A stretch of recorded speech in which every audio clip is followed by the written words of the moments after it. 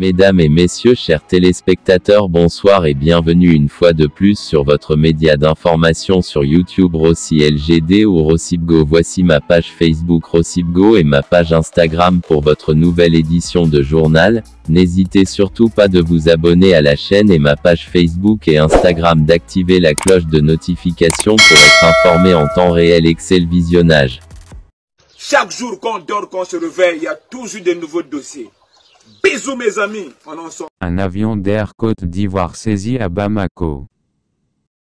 Suite à une décision de la Cour de justice de la CEDEAO, un appareil exploité par la compagnie aérienne ivoirienne a été saisi. Voici les détails de cette affaire judiciaire hors norme. Selon nos informations, l'homme d'affaires congolo-malien Oumar Diawara a obtenu, le 22 novembre, la saisie au Mali d'un Airbus A319 immatriculé UTSZ exploité par la compagnie nationale Air Côte d'Ivoire. L'opération fait suite à la décision, le 22 octobre, de la Cour de justice de la CEDEAO de lui réattribuer environ 50 hectares de terrain confisqués en 2020 sur décision du tribunal de première instance d'Abidjan, ainsi que de lui verser 1,3 milliard de francs CFA au titre de dommages et intérêts. Situées sur les communes d'Angré, Assini, Bingerville et Abata, ces terres sont estimées à 15 milliards de CFA. L'une des parcelles concerné doit accueillir un tronçon de la future autoroute Y4 qui contournera la capitale économique. Toujours dans l'attente de l'exécution du jugement, l'investisseur, également actif dans les secteurs du pétrole et du gaz en Afrique centrale, ainsi que du transport de produits raffinés et alimentaires dans l'Interland ouest africain, a décidé de saisir les avoirs de l'État ivoirien. L'honorable Hugues Ndiakofi pleure son mentor décédé brutalement d'un accident de voiture.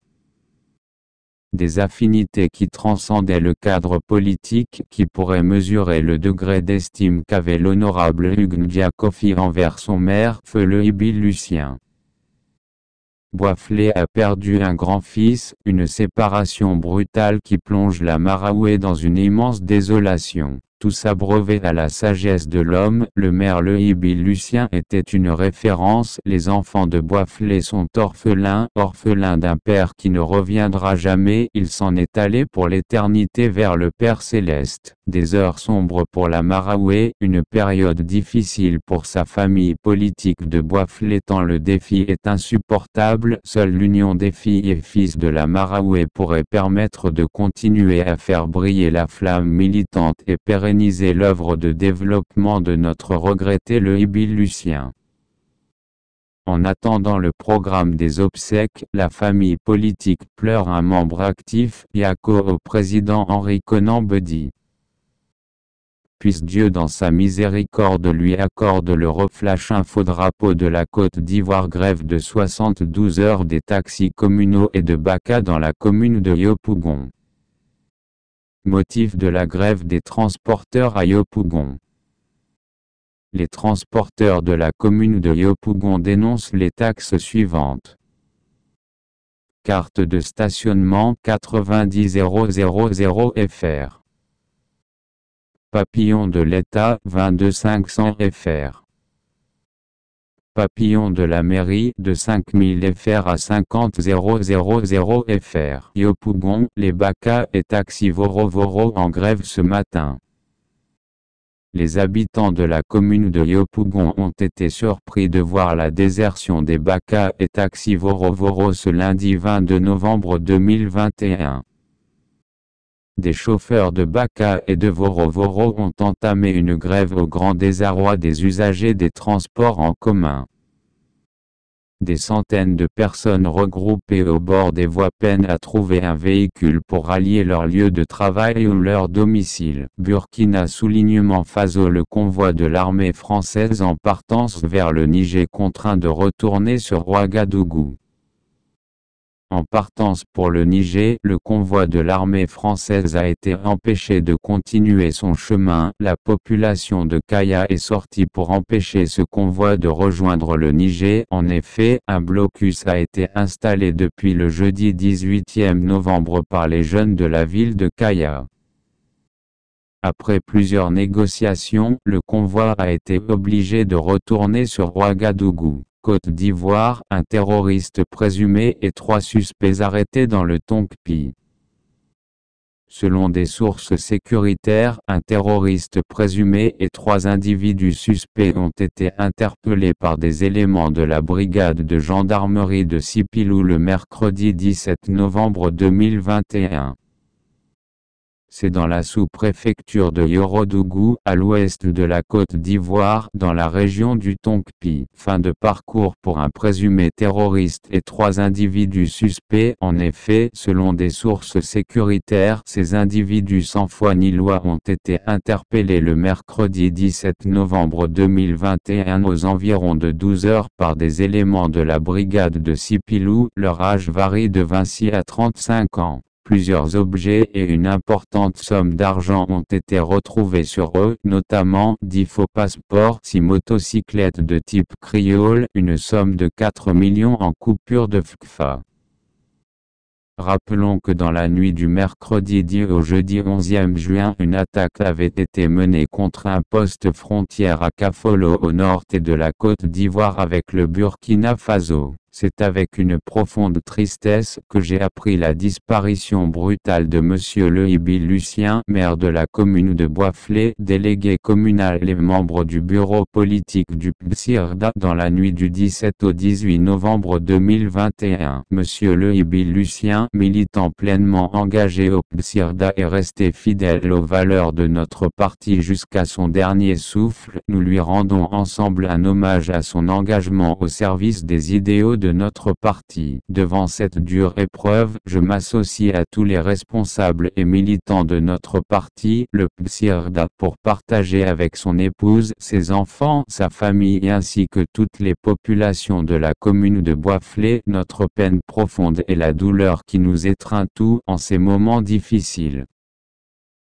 Je veux les assurer de toute mon affection, de mon soutien et leur adresse mes sincères condoléances. Ghana, fini les péages, le gouvernement prend une décision qui ravit les populations.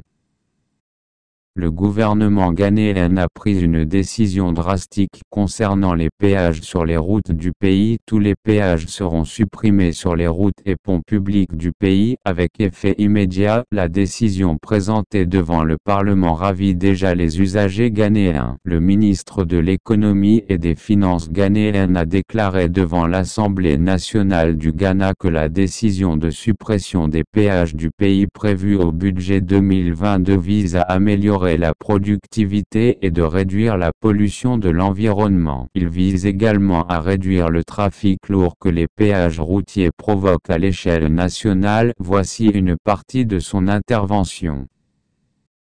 Monsieur le Président, nos routes avaient besoin d'être réparées, nos routes sont réparées. Il est vrai que plus de routes ont été réparées et sont réparées au cours des 5 dernières années que n'importe quelle période relative dans toute l'histoire de notre nation. Nous voulons même faire beaucoup plus et ce budget y répondra, a déclaré Moforiata. En effet, le ministre ghanéen des Finances a expliqué les raisons du maintien des péages gouvernement après gouvernement et a expliqué que les points de péage sont devenus des centres de marché malsains qui entraînent des embouteillages intenses, prolongent la durée du trajet aux usagers et ont un impact négatif sur la productivité. Le gouvernement estime que l'impact attendu sur les taxes pour les transferts d'argent et la réduction de la pollution environnementale compensera le manque à gagner après la suppression des péages. Des taxes supplémentaires notamment sur les transferts d'argent vont donc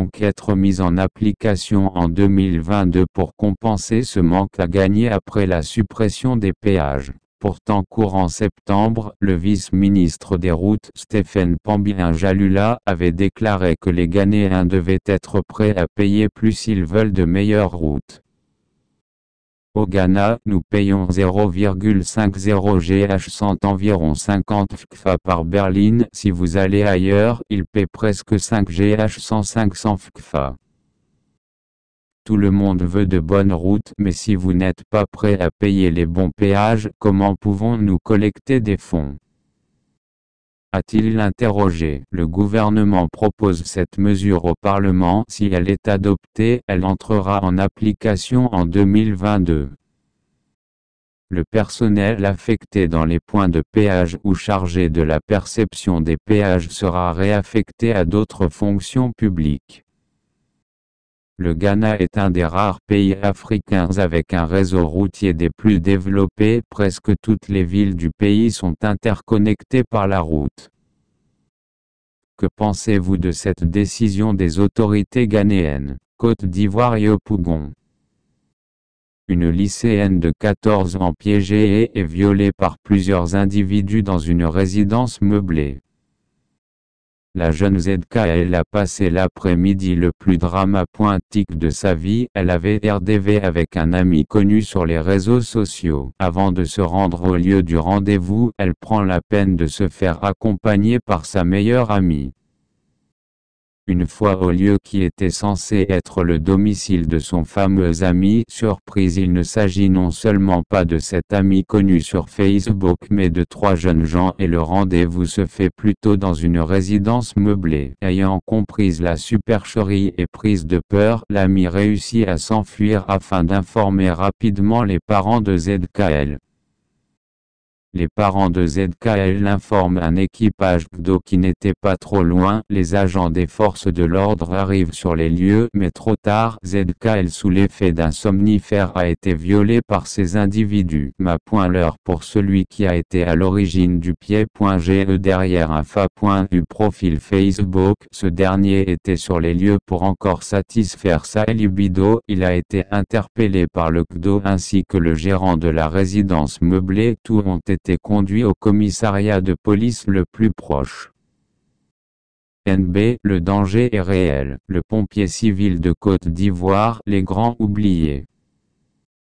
Un statut flou, des agents laissés pour compte, des galons non homologués, des primes impayées. Le corps des pompiers professionnels ou pompiers civils de Côte d'Ivoire vit un drame silencieux. Engagés dans le corps des pompiers civils pour sauver des vies au prix de leur vie, les jeunes citoyens ivoiriens engagés dans ce corps ne sont guère plus heureux. Ils souffrent assez, une souffrance qui a pour maître mot l'abandon. Or, leur mission régalienne a un caractère humanitaire, sauver des vies humaines au prix parfois de la leur, un sacrifice énormissime de ceux à qui tout un chacun fait appel par réflexe, lequel sacrifice vaut son pesant d'or voire de diamants. Le corps des pompiers civils ou pompiers professionnels de Côte d'Ivoire provient du fait qu'aucun texte signé ne les protège efficacement en tous lieux et circonstances de travail. Et pourtant, créé en 2014 par l'État ivoirien par le décret numéro 2014-394 du 25 juin 2014, le corps des pompiers civils est régi par le statut général de la fonction publique et soumis au système de journée continue. Ces soldats de feu travaillent du lundi au dimanche sans interruption, parce que conscients du caractère sacerdotal de leur métier. La non prise en compte de certaines réalités difficiles de travail fonde chez eux le sentiment du grand mépris de la tutelle, d'où les actions de l'intersyndicale des pompiers civils UNAPSI, SAPSI et SINARESI pour dénoncer leur tard. Au caractère hybride de leur statut s'ajoute le manque de prise en charge en cas d'accident dans l'exercice de leurs fonctions par l'Office national de la protection civile ONPC. Le manque de prise en charge des pompiers civils. Les quelques exemples en notre possession sont si palpables et pathétiques que le rêve de devenir pompier civil de ces jeunes Ivoiriens s'est transformé en une réalité existentielle très amère. À preuve, ce corps a enregistré le décès du sergent Traoré Ismaïla Aferkes-Dougou alors qu'il était en pleine intervention pour sauver des vies dans la région du Go. L'agent sergent Iratia qui a perdu le bout de son doigt alors qu'il était en intervention dans le canton Guébié a été abandonné à son propre sort par l'ONPC. À ce second facteur se greffe 19 mois de prime Covid-19 non encore perçue, toute chose qui confirme la thèse selon laquelle, mis au devant de la scène lors du déclenchement de cette pandémie, au prix parfois de leur vie pour en sauver d'autres, ces agents humanitaires sont laissés aux oubliettes. Or, cette prime a bien fait l'objet de reconnaissance et d'une très large communication par le général de corps d'armée Wagondo Diomandé, ministre de l'Intérieur et de la Sécurité devant les élus de Côte d'Ivoire et à la préfecture de police d'Abidjan, les 24 et 25 avril 2020. L'échec des rencontres entre la Direction générale de l'OMP, le CNDH, le ministre Wagondo, le SYNAPSI et l'intersyndicale l'UNAPSI-SAPSI-SYNURPSI a brisé tous les espoirs de ce corps hybride. Désabusés, désespérés et ne sachant à quel saint se vouer, les pompiers professionnels ou civils de Côte d'Ivoire souhaiteraient la prise en main rapide de leur dossier supracité par le Premier ministre et ou par le président de la République Alassane Ouattara pour étancher leur soif de mieux-être socio-professionnel.